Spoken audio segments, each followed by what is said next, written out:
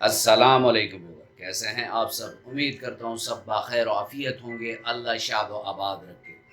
Viewers, मेरे अक्सर viewers जो मेरे वीडियो को लाइक भी करते हैं, कमेंट्स भी करते हैं, व्हाट्सएप में भी मैसेज भिजवाते हैं, तो वो कहते हैं डॉक्टर साहब आप दवाई सही तरीके से नहीं बताते हमें कि स्पर्म की क्वांटिटी कैसे इम्प्रूव होगी, यानी काउंट कैसे ज़्यादा होगा, उसकी मोर्टेलिटी कैसे ज़्यादा होगी, उसकी जो मार्फोलॉजी है वो कैसे ठीक होगी, आप ये नहीं बताते। तो आज की वीडियो उन्हीं मेरे भाइयों के लिए है कि होम्योपैथिक में काजेशन यानी वजह बहुत ज़रूरी होती है। तो ये ज़रूरी नहीं कि हर मरीज़ की वजह एक ही होगी। आज इस वीडियो में मैं आपको एक ऐसी वजह के बारे में बताऊंगा कि जो मर्दों में और औरतों में दोनों में भांजपन पैदा करती है वो वजह। और उससे मेरे इन दोस्तों को ये जवाब भी मिल जाएगा कि हाँ, ये तो अलग बात हो गई है कि अगर किसी में ये वजह है तो उसकी तो वो जो आम जनरल मेडिसिन्स हैं वो तो इसमें यूज़ नहीं होंगी, तो उनकी ये जो क्वायरी है या गिला है वो ख़त्म हो जाएगा। वीडियो में साथ रहें viewers. I don't think so कि किसी भी यूट्यूबर ने इस पर बात की होगी होम्योपैथिक में, या कहीं भी ऐसी बात रिलेटेड टू दिस फैक्टर किसी ने बात की होगी। बहुत इंपॉर्टेंट फैक्टर है और इसको आपका जानना बहुत ज़रूरी है। ख्वाह किसी को स्पर्म मोर्टेलिटी, मॉर्फोलॉजी और काउंट का प्रॉब्लम है या नहीं है, वो ये वीडियो देख लें, उनके नॉलेज में बेतहाशा इजाफा होने लगा है। इस पर बात करेंगे व्यूअर्स। लेकिन अगर आप मेरे चैनल पर नए हैं और अभी तक आपने चैनल को सब्सक्राइब नहीं किया तो चैनल को सब्सक्राइब कर दें और बेल आइकन दबा दें ताकि इस तरह की मुफीद वीडियोस आप लोगों को वक्तन फवक्तन मिलती रहे।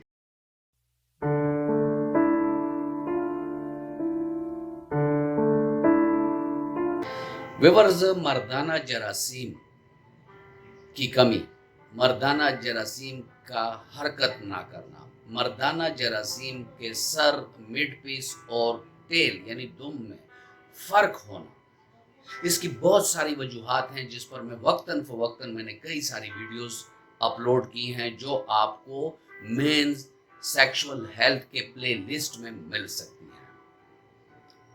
आई बटन पर मैंने इसका लिंक दे दिया, ये भी आप दे सकते हैं। और आज जिस वजह पर मैं बात कर रहा हूँ इस पर ऑलरेडी मेरी वीडियो है, वो आपको एंड स्क्रीन पर उसकी मुकम्मल वीडियो भी मिल जाएगी। बास पेशेंट कहेंगे या व्यूवर्स या फॉलोअर्स कहेंगे कि डॉक्टर साहब फिर आपने बीमारी पर तो ज़्यादा बात ही नहीं की।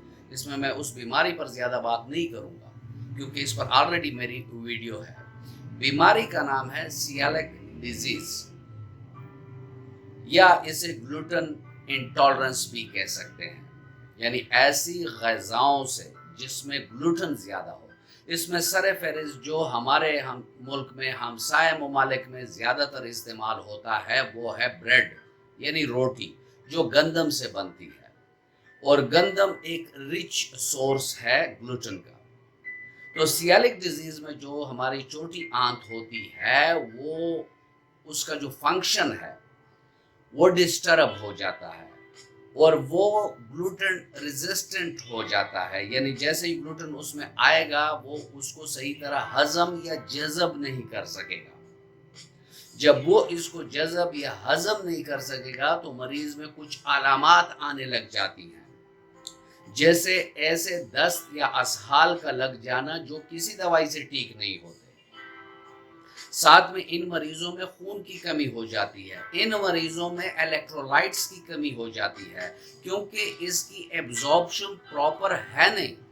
जब डायरिया होता है ग्लूटेन की वजह से तो ये कतई आप ना समझें कि सिर्फ ग्लूटेन ही बाहर जा रहा है, इससे आपके बॉडी से इलेक्ट्रोलाइट्स भी जाएंगे, या आपने कोई कार्बोहाइड्रेट्स लिए हैं, प्रोटीन ली हैं, कोई और चीज़ें ली हैं तो वो भी आपके बॉडी से एक्सक्रीट आउट होंगी और आपके जिस्म को खुराक की जो आफादियत है या फ़ायदा है वो आपको नहीं मिलेगा।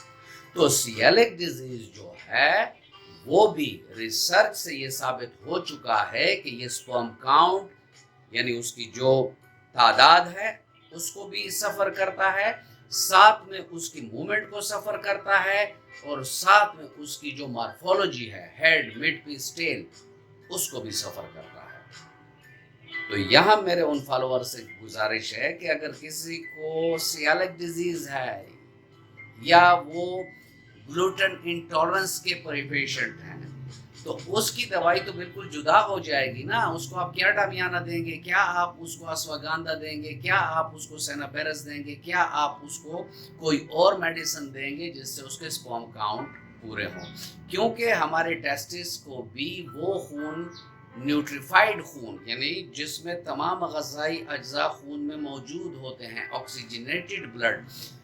خون کس سے بنتا ہے؟ خون بنتا ہے ہم جو خوراک کھاتے ہیں۔